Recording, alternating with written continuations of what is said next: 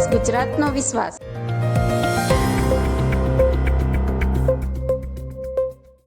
રીતુ કનોડિયા અને મોના થીબા કનોડિયા અને ફિલ્મની વાત હવે જે આપણે કરી રહ્યા હતા એ વિષય પર આગળ થોડીક ચર્ચા આપણે એમની સાથે કરીએ. Thank you so much. 10 વર્ષ પછી ફાઇનલી પોતાની જ પત્ની જોડે 10 વર્ષ પછી પડદે આવી રહ્યા છો. એ પણ અલગ નામ લઈને છૂટાછેડા. જી, પહેલા તો કેવું એક્સપિરિયન્સ છે ઈતુભાઈ? પોતાની જ પત્ની સાથે એટલે શું છે, 10 વર્ષ અમે લોકો લગ્નના 10 વર્ષ થયા અમારે, અને પછી કહે કે કમબેક ક્યારે કરવું છે. અમે સતત પ્રશ્ન મોનાને પૂછતા હતા, પપ્પા, મમ્મી, હું, અમે બધા જ. તો કે રાજવીર, મારો દીકરો થોડોક મોટો થાય પછી. ઓપોર્ચ્યુનિટી બહુ જ સુંદર આવી ગઈ. અખિલભાઈએ સબ્જેક્ટ સંભળાવ્યો, મનીષભાઈએ ઓફર કરી કે આ પ્રકારની ફિલ્મ છે. નામ ભલે આમ એવું છે કે તમે આમ 2 મિનિટમાં તે યાર છૂટાછેડા કશું નહીં ને, એટલે but it is like a poetry, એક કવિતા જેવો સબ્જેક્ટ છે. આ સબ્જેક્ટની અંદર જે આખી વાત છે, જે રીતે સ્ક્રીન પ્લે થયો છે, જે રીતે સ્ટોરી લખાઈને સ્ક્રીન પ્લે થયો, અને પછી જે ડિરેક્શન થયું છે, ખૂબ સુંદર. એટલે બહુ જ સ્મૂધલી, જે તમને આમ હાર્ડ હિટિંગ નામ લાગે છે એના કરતાં સાવ ઓપોઝિટ આ પિક્ચરની આખું ફિલ્માંકન છે. અને ખરેખર ફ્રેન્કલી ઇફ આઈ સે, આ પિક્ચરના શૂટિંગ દરમિયાન I fall in love again with my wife.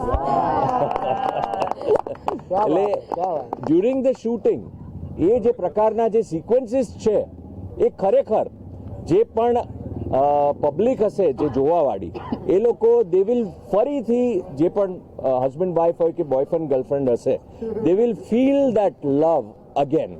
એ રીતનું આખું છે. સો ખૂબ મજા આવી આ પિક્ચર કરવાની. અને હું એટલા માટે વધારે બોલતો હોઉં છું કેમ કે ઘરે બોલવાનો ચાન્સ ઓછો મળતો હોય છે. મને ખબર છે કે મોનાને બોલાવડાવું છું, એટલે હવે હું મોનાને કહું છું, you speak a little bit. પહેલા તો આમ મને બહુ જ શરદી થઈ છે, એટલે મારો અવાજ બેસી ગયો છે. Thank God. તમને ચાન્સ મળ્યો છે એમ ને ભાઈ? બહુ જ મજા આવી. I am coming back after 10 years, 10 વર્ષ પછી. I am very very thankful to મનીષભાઈ એન્ડ માય ડિરેક્ટર અખિલભાઈ, કે જેમણે મને આ ફિલ્મ ઓફર કરી અને બ્યુટિફુલ મારું કેરેક્ટરને પોર્ટ્રે કર્યું. કાવ્યા, આ કાવ્યાને હું હંમેશા યાદ રાખીશ અને હું બહુ રિલેટ કરી શકું, because now I am a married woman. એટલે મને બહુ કનેક્ટ થઈ રહ્યું હતું આ કેરેક્ટર. અને માર્ક માય વર્ડ્સ, જેટલા મેરિડ લોકો અથવા જેટલા પ્રેમમાં છે, જેટલા લોકો જોશે ને, તો એમ થશે એ લોકોનું રિલેશનશિપ વધારે સુધરી જશે આ પિક્ચર જોયા પછી. યુ નો, વધારે પ્રેમ ઉત્પન્ન થશે બંનેમાં અને વધારે નજીક આવી જશે. That's for sure. I loved આખો શૂટિંગ દરમિયાન. આઈ am a very ડાયહાર્ડ romantic person, અને આ થોડાક આમ સિરિયસ ટાઈપ છે. તો આ પિક્ચર દરમિયાન મને જે રોમેન્સ કરવાનો મોકો મળ્યો, એટલે એ બહુ મજા આવી. અને જેમ એમણે કીધું ને કે મને ફરીથી આમ પેલું ફીલ થતું હતું, મને તો પહેલેથી જ થતું હતું. એટલે બહુ જ મજા આવી. અને સાથે અરવિંદભાઈ, નિરાલી, અમારી ઓર એક કો એક્ટ્રેસ છે ભાવી, અમે બધાએ બહુ જ મળીને સરસ સુંદર ફિલ્મ બનાવી છે. ને અરવિંદભાઈ તો એટલી is done a tremendous job. એટલે તમને એટલું સુંદર રીતે એમણે પરફોર્મન્સ કર્યું છે ને, હસાડીને તમને એક રિલીફ મળશે થ્રુ આઉટ ધ ફિલ્મ. મને બહુ જ મજા આવી એમનું કેરેક્ટર. હું એકચ્યુઅલી મેં ફર્સ્ટ ટાઈમ એમની સાથે કામ કર્યું, but I have become his fan. સિંગિંગની ફેન તો હતી જ, પણ હવે એક્ટિંગની પણ. And Nirali has done a wonderful job. એમનો બહુ જ ડિફિકલ્ટ રોલ હતો, but she did a very good job. And even Bhavi, she also did a very good job. Amazing. Everybody, we had lovely. And ક્યાં છે ડિરેક્ટર સાહેબ? ક્યાં છે director સાહેબ? વ્યવસ્થામાં એ બધાને. હા, વ્યવસ્થામાં. બટ એન્ડ અમારા પ્રોડ્યુસર સાહેબ. આ છૂટાછેડા નામ અને આવી સ્ટોરીનો વિચાર આવ્યો કેવી રીતે? મેં એ જ પૂછ્યું ડિરેક્ટરને, તમારી જેમ જ. અલ્યા ભાઈ, કહીને ને છૂટાછેડા આવો. બધાને પ્રશ્ન થાય છે કે છૂટાછેડા જેવું નામ કેમ રાખવામાં આવ્યું. એ છે હાર્ડ હિટિંગ. તમારી વાત એકદમ સાચી છે. આમ નેગેટિવ ફીલ થાય, પણ પિક્ચર બહુ જ પોઝિટિવ છે. એટલે મને લાગે છે આનો જવાબ તમારે અખિલભાઈ આપવો જોઈએ. છૂટાછેડા કેમ? છૂટાછેડા છે ને એકચ્યુઅલી અત્યારે બધાના મનમાં એવું છે કે મારે છૂટાછેડા લેવા, એટલે બધા જોવા જાય આ ફિલ્મ, એટલે આ નામ રાખ્યું છે. પણ જોયા પછી એમ લાગશે કે હવે અમારે છૂટાછેડા નથી લેવા, એટલે અમે આ નામ રાખ્યું છે. હા, તમને એક સવાલ કેવો? આપો માઈક એમ. આપી દીધું. તમે પોતે લવ મેરેજ કર્યા છે. આ ફિલ્મની પોસ્ટ મૂકો, રીલ બનાવો તો અમે તમને કોંગ્રેચ્યુલેશન કે અભિનંદન ના લે. કોંગ્રેચ્યુલેશન ફોર છૂટાછેડા એમ. અને એક તરફ ટાઇટલની ખુશી અને આ અભિનય કરવાનો કેવો અનુભવ રહ્યો? મેં જેમ તમને કીધું, આ શૂટિંગ દરમિયાન અમે પાછા પ્રેમમાં પડી ગયા એવું કહી શકાય.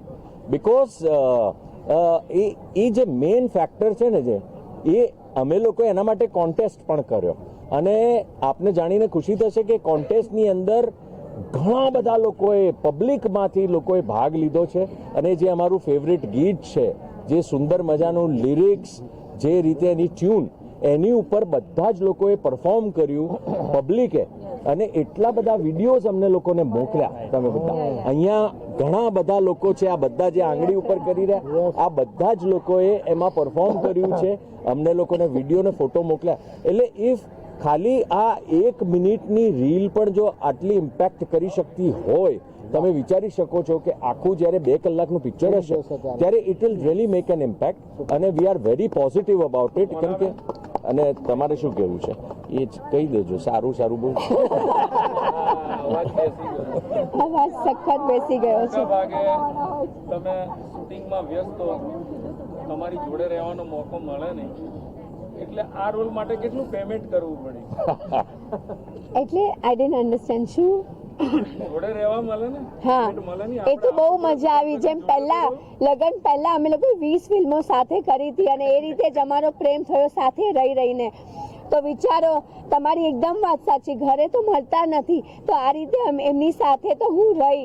એટલે જ હું કહું છું કે આ રોલ લેવા માટેનું કેટલું પેમેન્ટ? એ અમારી અંદરની વાત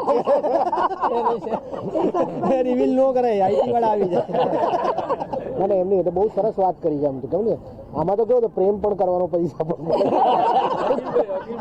પતિ પોતાનો પાછો. તમે સસ્પેન્સ, થ્રિલર, આ બધું સરસ ફિલ્મ બનાવી છે. હજી 1 મહિના પહેલા જ તમારા મેરેજના ફોટા હું પાડીને આવ્યો છું, ને આટલું જોરદાર ટાઇટલની હિંમત કેવી રીતે આવી? બોલો.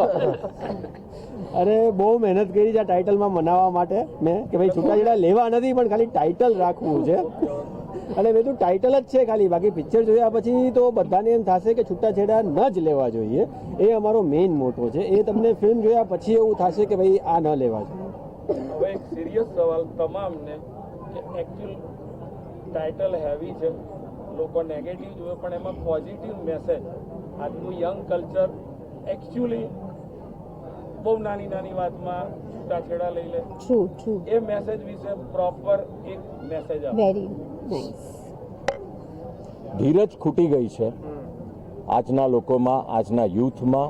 ખાસ કરીને જે નવા હમણાં 2-5 વર્ષ પહેલાં લગ્ન કર્યા ત્યારથી ધીરજ રાખવી, અન્ડરસ્ટેન્ડિંગ રાખવી, ઘણી બધી વસ્તુઓ ઉતાર ચઢાવ લગ્નની અંદર સહન કરો તો જ લગ્ન આગળ સફળ થતા હોય છે. એ હકીકત છે. નાની વાતને નજરઅંદાજ કરવી જોઈએ. અને પ્રેમ જે માટે તમે લગ્ન કર્યા છે એને કદી ભૂલવો ના જોઈએ. એટલે પ્રેમ જો યાદ રાખશો, તમને જે પહેલા દિવસે જોઈને જે તમને પેટમાં બટરફ્લાય ઉડી હતી, કે પછી તમારું દિલ ધક કરીને ધડક્યું હતું જોરદાર રીતે, એ દિવસ તમે યાદ રાખશો. જ્યારે પણ તમારો ઝઘડો થાય, ઝઘડો કરવો, ઝઘડો બરાબર છે, ઝઘડો તો દરેક કપલની વચ્ચે થતો હોય છે, પણ એનું સમાધાન કરતા શીખવું જોઈએ. એક જ્યારે ગરમ હોય ત્યારે એક ઠંડુ રહેવું, એક જ્યારે ઠંડુ હોય ત્યારે બીજો ગરમ થઈ જજો. એટલે આ રીતની આખી વાત છે. અરસપરસ જો તમે જીવશો તો ખૂબ સુંદર લાઈફ જીવી શકશો. I want to add here કે કોઈ પણ રિલેશનશિપ હોય, પછી એ પતિ પત્ની હોય કે બોયફ્રેન્ડ ગર્લફ્રેન્ડ કે મા દીકરાનું કે મા દીકરીનું કે ફ્રેન્ડ્સનું, કોઈ પણ રિલેશનશિપમાં ડિફરન્સ ઓફ ઓપિનિયન, ઝઘડા, મીઠા ઝઘડા, તીખા ઝઘડા થવાના જ છે. બટ દેટ ડઝન્ટ મીન કે you leave a person. You know દરેક મા દીકરી વચ્ચે અત્યારે મારા ને રાજવીરમાં જ કેટલા ડિફરન્સ ઓફ ઓપિનિયન થાય છે, બટ દેટ ડઝન્ટ મીન કે આપણે હાર્શ ડિસિઝન લઈ લઈએ. એટલે આ પિક્ચર એ જ મેસેજ આપે છે કે યુ નો હેવ પેશન્સ. એક જ સવાલ મનીષભાઈને, મનીષભાઈ,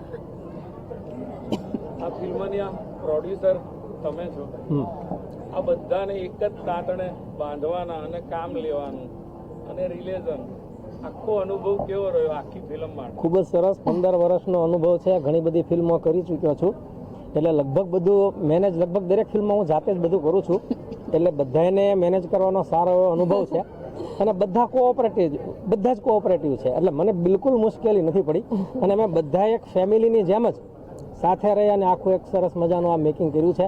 ખૂબ અભિનંદન તમને. Thank you so much. છૂટાછેડા ફિલ્મ રિલીઝ થશે, અમે બધા કોર્ટમાં સહી કરવા આવી. हिंदी में चाहिए જી જી લાઈए. तो भाई आपका जो न्यू फिल्म रिलीज होने जा रहा है और उनका नाम है डिवोर्स, तो उनके बारे में आप बताएंगे, क्या कहना चाहेंगे? डिवोर्स છૂટા